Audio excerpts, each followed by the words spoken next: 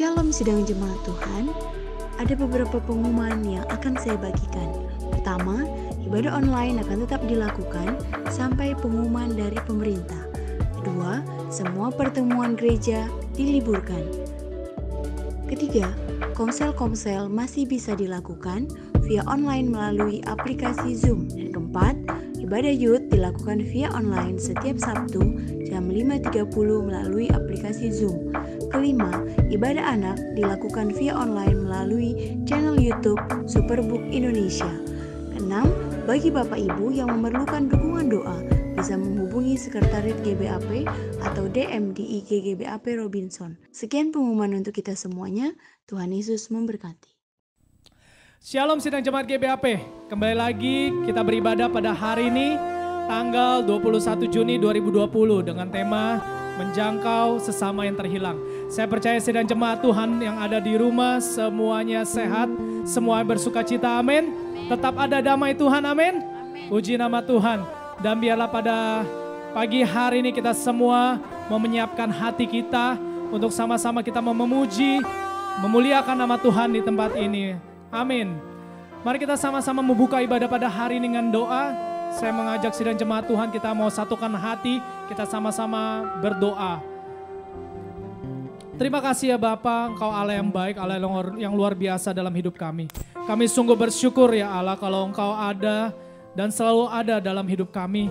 Engkau Tuhan yang selalu beserta dengan kami.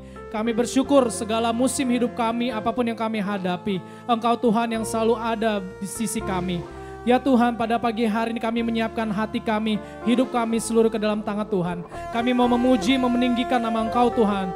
Biarlah Tuhan segala pujian yang terbaik kami mau berikan bagi Engkau ya Tuhan. Karena kami tahu Engkau Tuhan sungguh dahsyat, sungguh ajaib dalam hidup kami.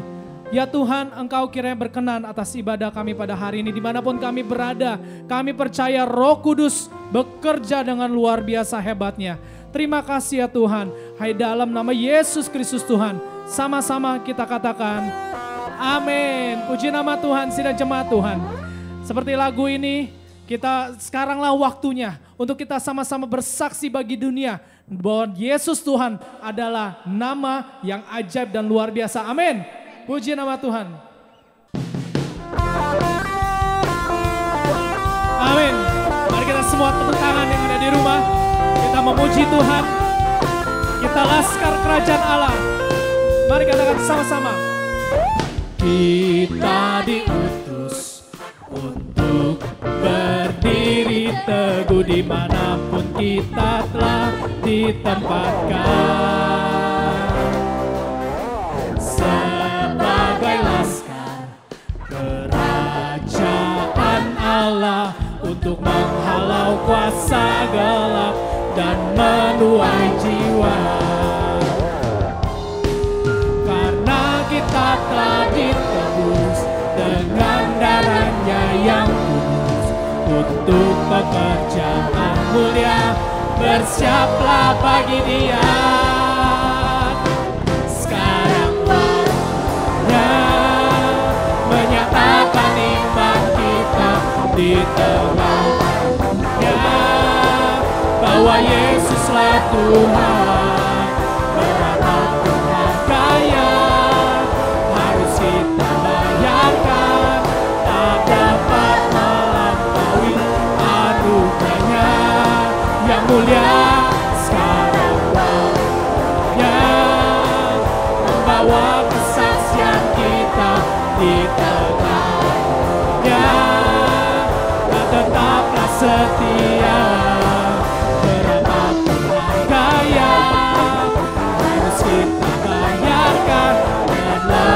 Mulia mahkota tersedia. Amin.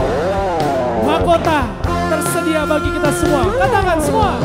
Kita diutus untuk berdiri teguh dimanapun kita telah ditempatkan.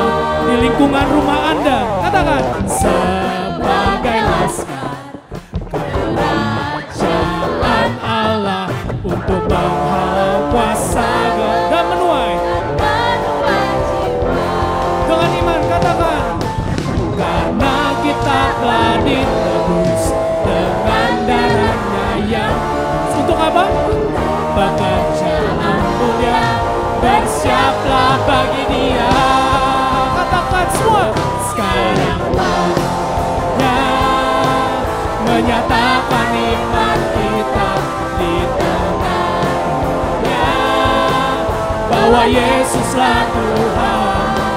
Berapa harga yang harus kita bayarkan, tak dapat melampaui anugerahnya yang mulia.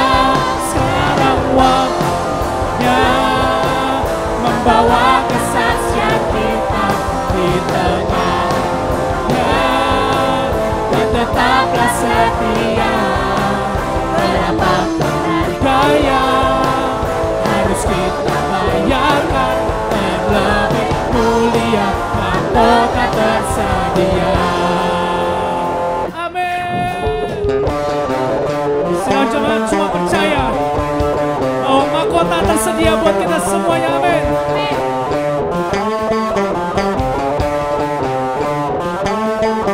Haleluya. Engkau Yesus telah mati bagi kami semua.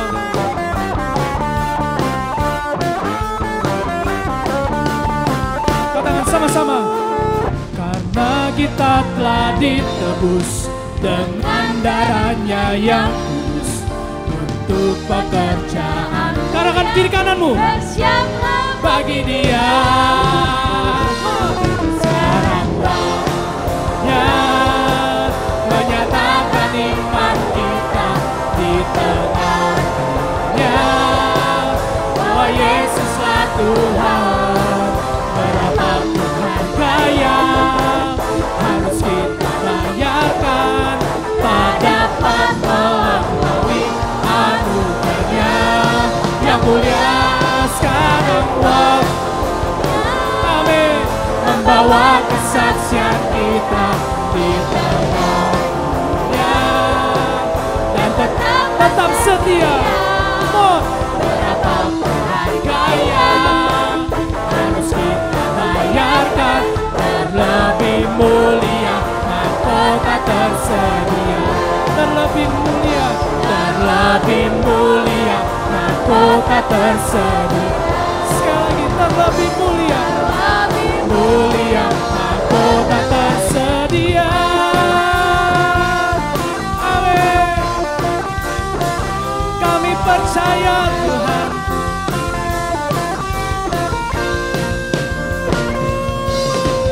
Haleluya, haleluya. Mari kita serukan haleluya 3 kali sama-sama.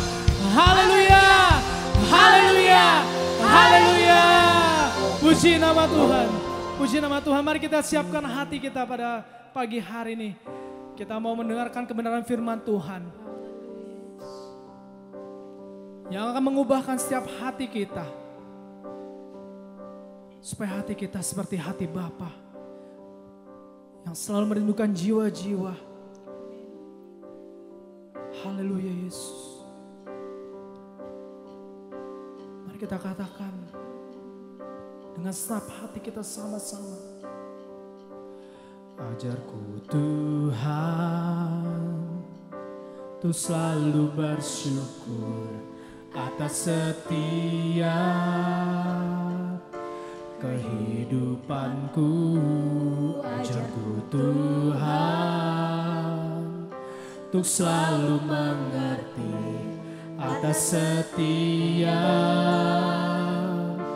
arti hidupku, karena ku tak bisa, karena ku tak mampu, tak sanggup hidup tanpa Kau Tuhan. Katakan, berikan ku matamu agar ku bisa melihat karyamu di dalam hidupku yang selalu mulia. Berikan ku hatimu agar ku bisa merasakan kasih-Mu di dalam hidupku yang selalu tak pernah habis di dalam hidupku. Amin ya Tuhan. Amin ya Tuhan. Katakan, Tuhan, untuk selalu bersyukur atas setia kehidupanku. Ajarku Tuhan, untuk selalu mengerti atas setia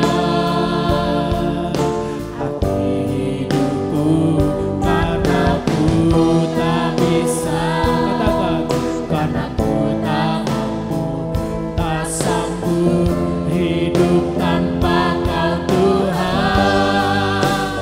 Berikan ku matamu agar ku bisa melihat karya-Mu di dalam hidupku yang selalu mulia. Berikan ku hati-Mu agar ku bisa merasakan kasih-Mu di dalam hidupku yang selalu tak pernah habis di dalam hidupku. Katakan, berikan ku matamu, berikan ku matamu agar ku bisa melihat karya-Mu di dalam hidupku yang selalu mulia. Berikan ku hati-Mu agar ku bisa merasakan kasih-Mu di dalam hidupku yang selalu tak pernah habis di dalam hidupku.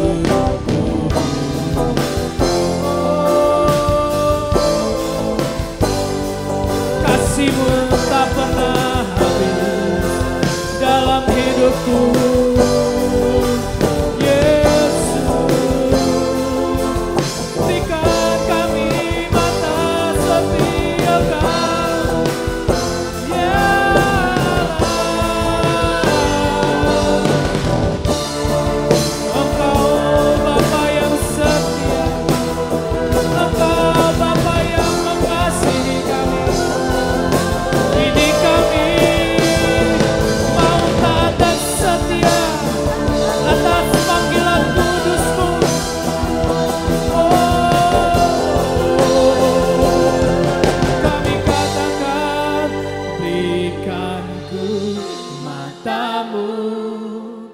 Agar ku bisa melihat karya-Mu di dalam hidupku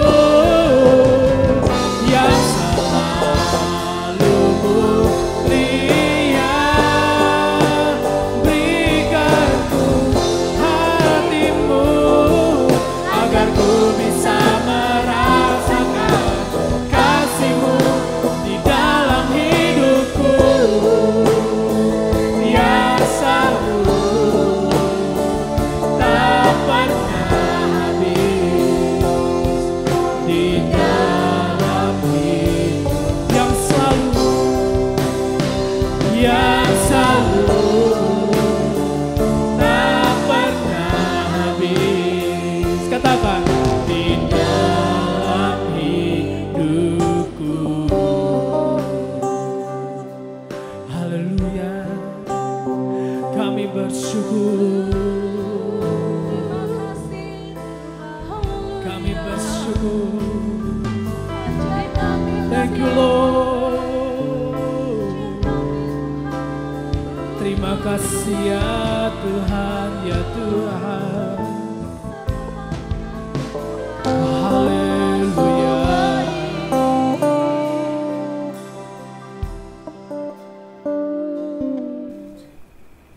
Mari kita masuk di dalam doa.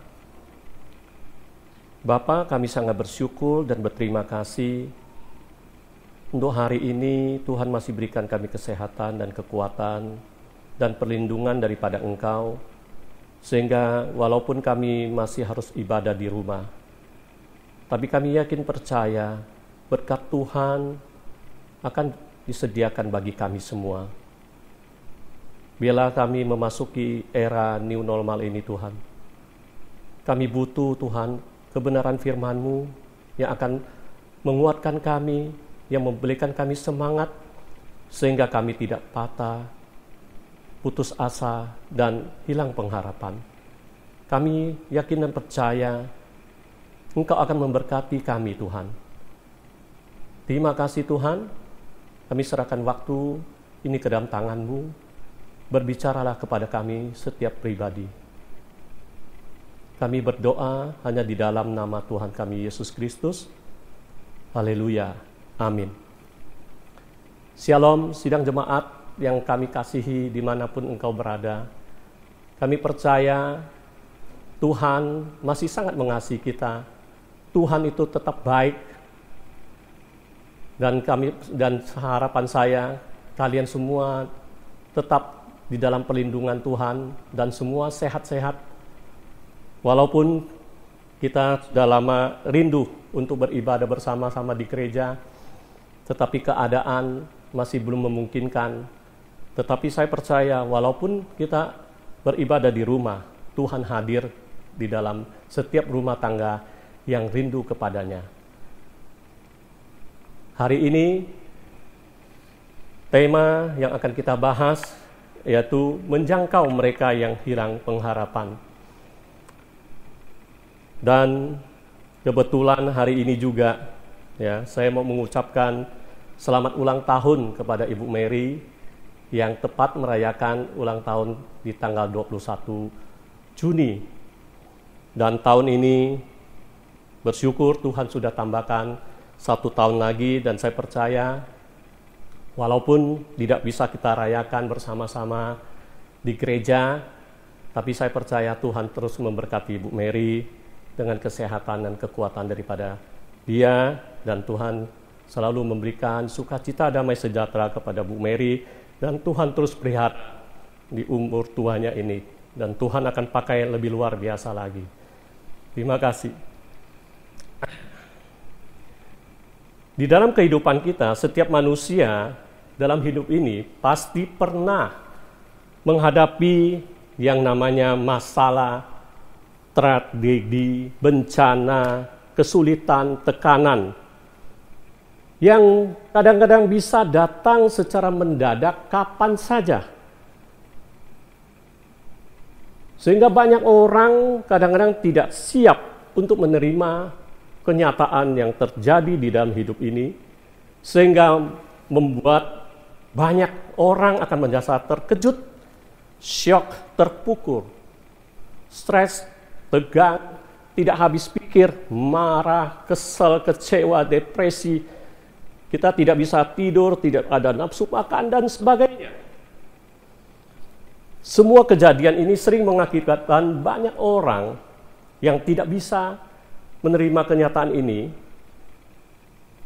yang akibatnya akan menyebabkan mereka itu patah semangat, putus asa, dan hilang pengharapan. Mungkin di antara kita ada yang pernah mengalami yang namanya patah semangat, putus asa, dan hilang pengharapan. Ada orang katakan, ya kita melihat orang yang tidak makan 3 hari mungkin masih bisa bertahan hidup. Tetapi orang yang sudah tidak punya pengharapan, itu susah untuk bertahan hidup. Bahkan ada pepatah mengatakan, jika Anda kehilangan kekayaan, Anda tidak kehilangan apapun. Jika Anda kehilangan sedikit dari kesehatan, Anda kehilangan sesuatu. Jika Anda kehilangan sikap dan harapan, Anda kehilangan segalanya. Kita boleh kehilangan materi, mungkin motor kita hilang, rumah kena bencana, kemalingan, ketipu, semua materi itu masih bisa kita cari kembali. Dan kita tahu berkat itu semua daripada Tuhan. Namun satu hal yang tidak boleh hilang di dalam diri kita adalah harapan. Di sekitar kita banyak orang yang kehilangan pengharapan. Hidup dalam keterpurukan mental, putus asa, dan mereka tidak bisa hidup lagi.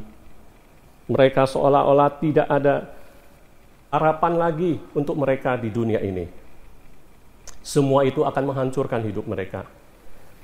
Dan boleh dikatakan yang tanpa disadari banyak orang yang sudah meninggal sejak muda karena hilang pengharapan dan baru dikubur atau dimakamkan di hari tua mereka.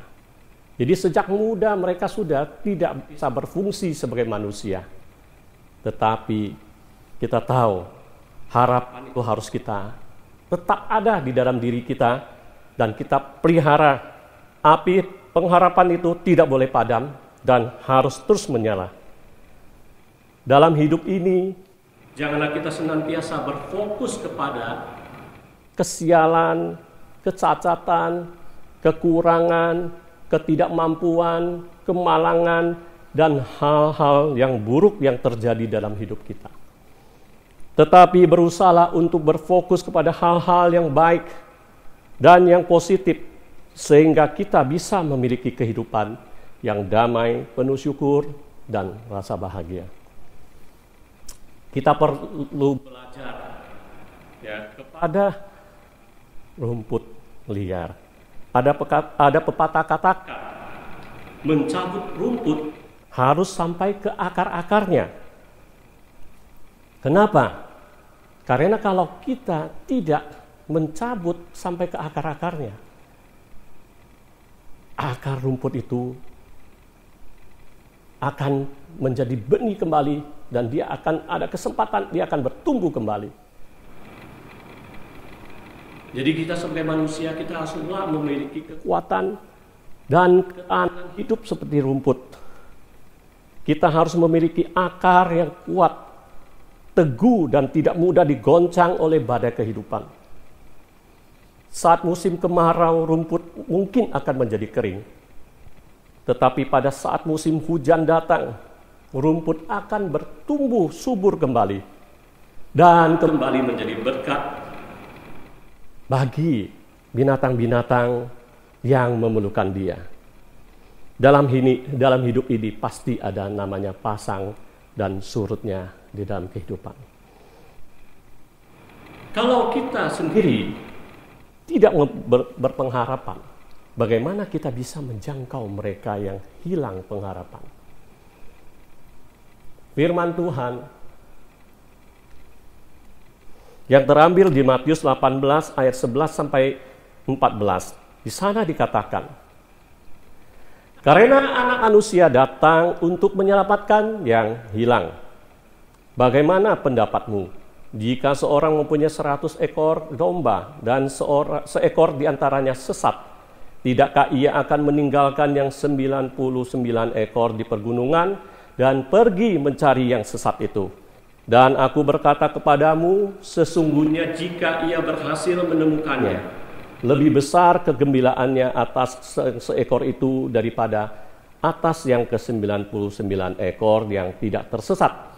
Demikian juga Bapakmu yang di surga tidak menghendaki supaya seorang pun dari anak-anak ini hilang. Sebuah kamera itu diciptakan supaya kita bisa menangkap pemandangan yang indah atau yang buruk. Kamera itu bisa dipakai untuk merekam momen yang bahagia atau sedih. Kita bisa pakai itu untuk melihat, memotret sesuatu yang kotor atau bersih, sesuatu yang terang atau gelap. Semua peristiwa, tragedi, bencana, dan kejadian apapun bisa kita abadikan. Kamera zaman dulu, waktu saya masih kecil, saya dihadiahkan oleh bapak saya atau ayah saya sebuah kamera. Kamera zaman dulu itu masih harus, kalau kita lagi memfoto atau memotret, itu harus mengatur fokusnya dulu. dan masih butuh pencahayaan yang cukup. Dan sebelum kita menekan tombol untuk mengambil suatu gambar, langkah pertama yang perlu kita lakukan adalah melihat objek yang mau kita ambil gambar itu. Apakah sudah terlihat jelas atau belum? Fokusnya udah tepat atau belum? Kalau fokusnya tidak tepat, maka hasil foto yang kita hasilkan itu akan buram dan tidak jelas.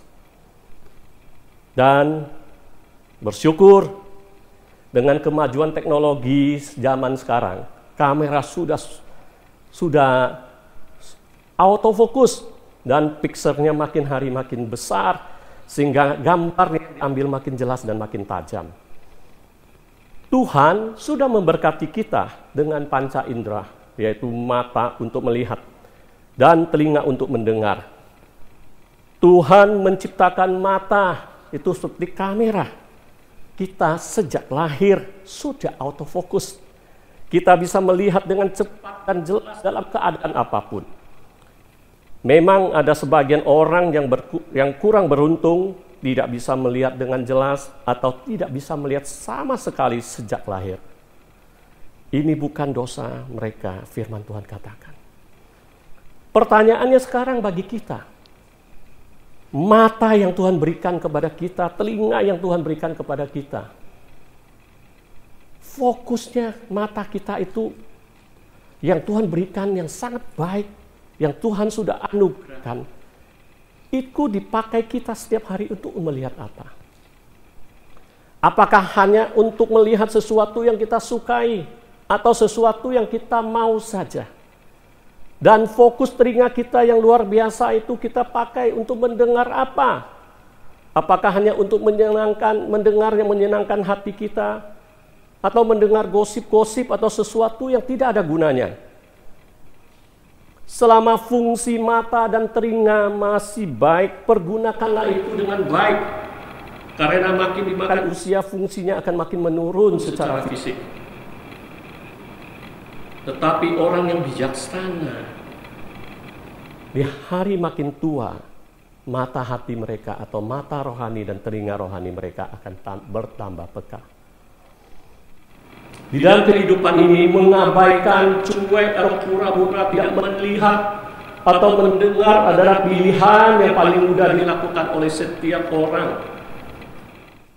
Berlalu begitu saja ketika melihat seorang menghadapi kesulitan, penindasan, atau keadaan terasing, dikucilkan, demi menjaga keamanan diri sendiri. Akhirnya orang-orang lemah terpaksa berjuang sendirian tanpa ada yang menemani mereka saat mereka melewati jalan yang rusak, sulit, bahaya, dan curamnya perjalanan. Banyak mereka yang berharap ada yang mau berpaling, menjenguk dan mengulurkan tangan untuk mereka. Mereka berharap ada yang cukup peduli untuk memberikan dukungan. Apakah kerinduan ini dapat menjadi kenyataan di tengah maraknya sikap mementingkan diri kita sendiri? Apakah kerinduan ini dapat menjadi jawaban bagi mereka yang hilang pengharapan di tengah pandemi ini? Misi Yesus datang ke dunia, Dia hadir bukan untuk orang-orang benar, tetapi bagi orang yang berdosa. Dia hadir bukan bagi orang yang sehat, tetapi bagi orang yang sakit. Sebab orang benar tidak membutuhkan Mesias, dan orang sehat tidak membutuhkan tabib. Yesus hadir dalam kumpulan orang-orang yang membutuhkan pengharapan, penerimaan, cinta, dan kepedulian. Amsal 13 ayat 12. Di sana dikatakan, harapan yang tertunda menyedihkan hati, tetapi keinginan yang terpenuhi adalah pohon kehidupan. Orang-orang yang tertolak, dikucilkan, yang tidak berpengharapan di zaman Yesus sungguh beruntung. Mereka sangat bersyukur mereka bisa bertemu dengan Tuhan Yesus. Kita melihat beberapa contoh seperti Sakeus pemungut cukai, perempuan Samaria, orang buta, orang kusta, orang lumpuh, orang yang kerasukan dan sebagainya. Mereka saat bertemu dengan Yesus hidup mereka diubahkan. Mereka bertobat karena diterima oleh Sang Juru Selamat. Tuhan memanggil kita dan mengutus kita untuk hadir memberikan kabar baik bagi mereka yang tertekan, memberikan pembebasan bagi mereka yang tertindas, memberikan perhatian bagi mereka yang terlupakan. Inilah tujuan bagi kita orang-orang yang dipanggil Tuhan seutuhnya. Kenapa begitu banyak umat Tuhan saat ini yang terkadang tidak begitu peduli, bahkan cuek terhadap orang-orang yang hina, berdosa, miskin, putus asa, dan hilang pengharapan? Tidak mudah di zaman ini untuk mengasihi seseorang secara total, apalagi mengasihi Tuhan. Kadang kita masih menyisakan perhatian untuk diri sendiri atau orang lain. Itulah sifat asli dari manusia yang lebih banyak untuk mementingkan diri sendiri. Apalagi untuk saat pandemi ini, di mana kita semua di dalam ketakutan, hidup di dalam ketakutan. Karena ada ancaman kehilangan harta. Karena ada ancaman kehilangan pekerjaan. Bahkan ancaman kehilangan penghasilan, bahkan ancaman kehilangan nyawa. Bagaimana kita masih punya waktu untuk memperhatikan orang lain? Banyak sekali orang yang sudah hilang pengharapan di sekitar kita saat ini. Apa respon kita semua? Puji Tuhan kalau ada yang berkata dalam hati saat ini, saya siap untuk pergi untuk menjangkau mereka. Bagaimana supaya kita bisa menjangkau mereka yang hilang pengharapan? Pertama, fokuskan mata dan telinga kita. Yesaya 32 ayat 1-3 berkata, sesungguhnya seorang raja akan memerintah menurut kebenaran dan pemimpin-pemimpin akan memimpin menurut keadilan. Dan mereka masing-masing akan seperti tempat perteduhan terhadap angin dan tempat perlindungan terhadap angin ribut, seperti aliran-aliran air di tempat kering, seperti naungan batu yang besar di tanah yang tandus. Mata orang-orang yang melihat tidak lagi akan tertutup, dan telinga orang-orang yang mendengar akan memperhatikan. Jadi di dalam hidup kita, mata dan telinga yang Tuhan sudah berikan itu kita fungsikan dengan baik. Fokuskan, perhatikan, dengar dengan orang-orang yang ada di sekitar kita. Mereka perlu didukung, mereka perlu didampingi, mereka perlu di follow up, mereka perlu kita jangkau supaya mereka bisa memperoleh damai sukacita dan kebahagiaan di dalam Kristus, sehingga mereka juga bisa seperti kita. Jadi bukan hanya mata dan telinga jasmani kita yang harus kita fokuskan, tetapi mata dan telinga rohani kita juga harus kita fokuskan. Kita perlu mendengar pimpinan Roh Kudus datang kepada mereka yang membutuhkan. Mungkin saat ini kita katakan sulit kita untuk menjangkau mereka karena ada bahaya virus. Tetapi kita percaya dengan kemajuan teknologi, kita bisa menjangkau mereka dengan handphone kita. Kita bisa telepon mereka dengan video call. Kita bisa berbincang dengan banyak orang melalui begitu banyak aplikasi. Jadi hari ini, mari kita fokuskan mata dan telinga kita. Supaya mata kita makin tajam, telinga kita makin peka melihat orang-orang yang membutuhkan.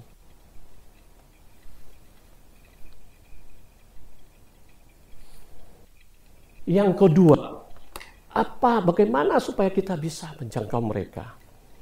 Fokuskan tujuan kita. Ibrani 10 ayat 24 di sana dikatakan firman Tuhan begitu bunyinya, dan marilah kita saling memperhatikan supaya kita saling mendorong dalam kasih dan dalam pekerjaan baik.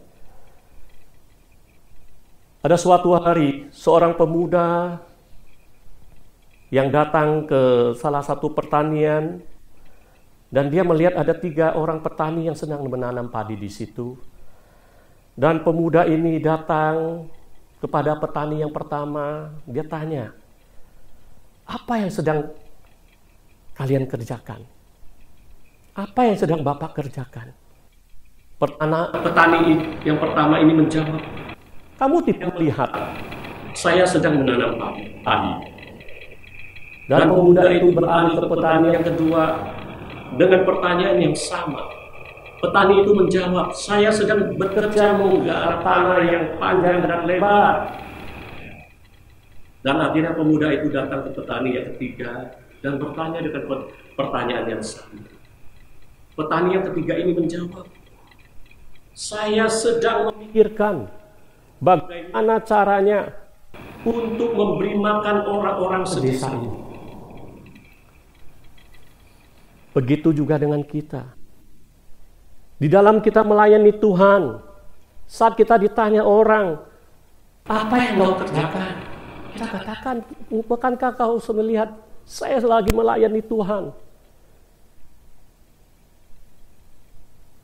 Dan kalau kita tanya, ada yang bertanya lagi, "Bukankah kamu melihat saya sedang mengerjakan pekerjaan Tuhan yang panjang dan luas ini?" Tetapi sungguh jawaban petani yang ketiga itu, di saat dia ditanya, dia sedang memikirkan bagaimana caranya memberi makan orang-orang yang sedesa itu. Begitu juga pertanyaan datang kepada kita. Apakah kita siap? Apakah kita punya hati seperti hatinya Tuhan? Tujuan Tuhan memanggil kita adalah memikirkan mereka yang tersingkir, mereka yang terkucilkan, mereka yang hilang pengharapan, yang perlu kita jangkau. Begitu juga hati Bapa yang selalu memikirkan keselamatan semua orang, semua suku bangsa yang ada di dunia ini. Kesetiaan pada janji dengan Tuhan untuk melayani dan mendengar panggilan Tuhan memang memerlukan tenaga yang ekstra, yakni kemampuan untuk bertindak sampai tujuan itu tercapai. Yohanes 21 ayat 15. Demikian firman Tuhan, sesudah sarapan Yesus berkata kepada Simon Petrus, "Simon anak Yohanes, apakah engkau mengasihi aku lebih daripada mereka?"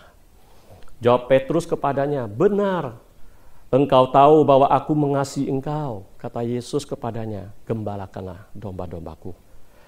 Kepada Petrus, Yesus perlu kepastian, maka dia perlu bertanya kepada Petrus dengan pertanyaan yang sama sampai 3 kali. Petrus sedih dan sadar bahwa tantangan yang Tuhan berikan ini sangat berat. Untuk bisa menjadi gembala yang baik seperti Yesus sungguh bukan hal yang gampang. Gembala haruslah seorang yang mau menyangkal diri, pikul salib, dan mempunyai kewajiban menjaga, merawat, melindungi, dan memberi makan kepada domba-dombanya. Pertanyaan Yesus kepada Petrus sebenarnya adalah sesuatu tantangan dalam rangka memperbarui iman dan kasih Petrus, supaya diletakkan pada dasar motivasi yang benar. Saudara, Bapak, Ibu semua, mungkin kita lihat motivasi ini sesuatu yang sangat penting dan menentukan di dalam kita mendengar, menjawab tantangan dan panggilan daripada Tuhan. Sebaik dan sebesar apapun yang dilakukan orang, bila tanpa dilandasi motivasi yang benar, tentulah sia-sia dan percuma. Bila kita teliti dengan cermat, kita dapat melihat dengan jelas motivasi yang salah dari Petrus dalam menyatakan kasihnya saat mengiringi Yesus sebelumnya. Pertama, kasih yang Petrus lakukan kepada Yesus adalah dilandasi oleh sikap pamrih. Ada motivasinya. Yang kedua, kasih yang didasarkan pada ukuran atau prestasi supaya dia mendapatkan kedudukan, supaya dia terkenal, dihargai, punya kuasa, akan memiliki kekayaan dan sebagainya. Efesus 1 ayat 18 di sana dikatakan, dan supaya ia menjadikan mata hatimu terang, agar kamu mengerti pengharapan apa yang terkandung di dalam panggilannya. Betapa kayanya kemuliaan bagi orang yang ditentukannya bagi orang-orang kudus. Hari ini, fokuskan diri kita kepada tujuan yang Tuhan inginkan dengan motivasi yang benar di dalam kehidupan kita. Maka Tuhan yang sudah berikan kepada mata hati kita yang terang, dan kita tahu bahwa hanya di dalam Yesus ada pengharapan, maka kita harus membawa kabar baik ini kepada orang-orang yang membutuhkan. Yang ketiga, yang terakhir, fokuskan diri hidup yang kudus dan yang berkenan kepada Allah. Roma 12 ayat 1-2.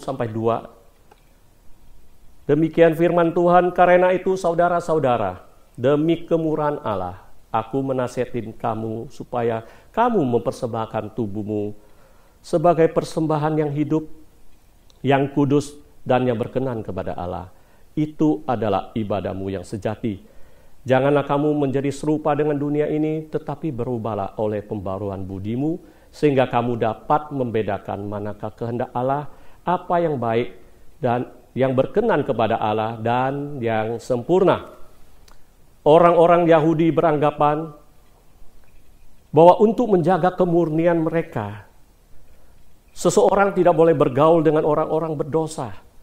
Ia harus menjaga jarak dari mereka agar tidak tercemar. Akan tetapi Yesus tidak takut tercemar. Mengapa Yesus tidak takut tercemar? Karena kekudusannya itu tidak akan dapat dicemari. Jika Bapak, Ibu, Saudara-saudari membaca firman Tuhan, Bapak, Ibu, Saudara-saudari akan melihat Yesus adalah pribadi yang sangat mudah didekati. Seharusnya setiap orang Kristen juga berlaku seperti ini. Yesus tidak pernah tinggi hati. Ia tidak memilih dan hanya mau berhubungan dengan orang-orang kelas atas saja. Kenyataannya kita semua justru dapat melihat bahwa Yesus selalu mengecam orang-orang karangan atas. Ia adalah seorang yang sangat luas dan mampu bercampur dengan masyarakat bawah yang kita sebut kaum rendahan. Markus 1 ayat 40 sampai 42. Seorang yang sakit kusta datang kepada Yesus dan sambil berlutut di hadapannya, ia memohon bantuannya, katanya, "Kalau engkau mau, engkau dapat mentahirkan aku." Maka tergerak hatinya oleh belas kasihan, lalu ia mengulurkan tangannya menjamah orang itu dan berkata kepadanya, "Aku mau, jadilah engkau tahir." Seketika itu juga lenyaplah penyakit kusta orang itu dan ia menjadi tahir.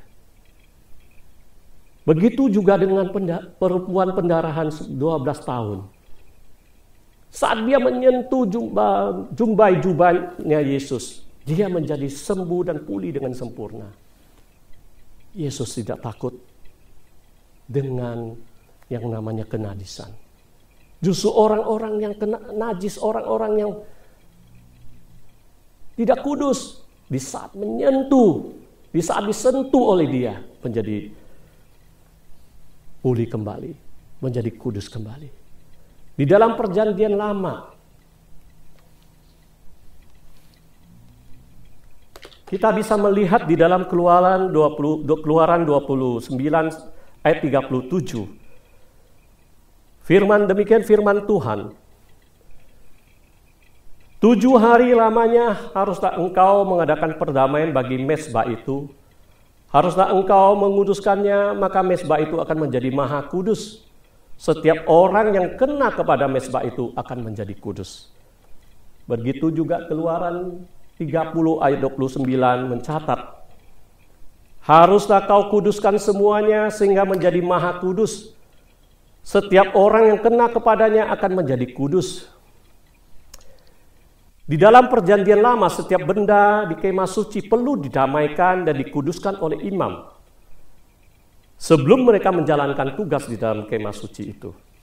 Sehingga setiap benda yang ada di kemah suci itu menjadi kudus, menjadi maha kudus, sehingga setiap orang yang menyentuhnya menjadi kudus.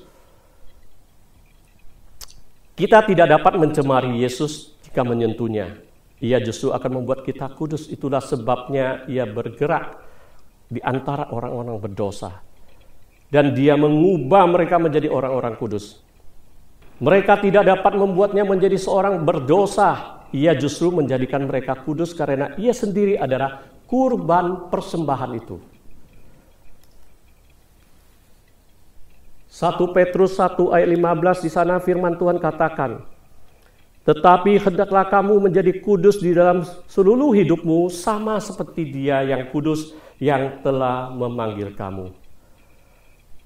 Sebenarnya kekudusan macam apa yang ada pada diri kita masing-masing yang kita miliki. Jika saudara, Bapak, Ibu semua sebagai seorang Kristen yang telah menjadi kurban persembahan yang hidup, yang kudus dan yang berkenan kepada Allah. Seperti Roma 12 dan ayat 1 dan 2 katakan, maka kita tidak akan tercemar oleh dosa-dosa orang lain pada saat kita berhubungan dengan mereka. Seharusnya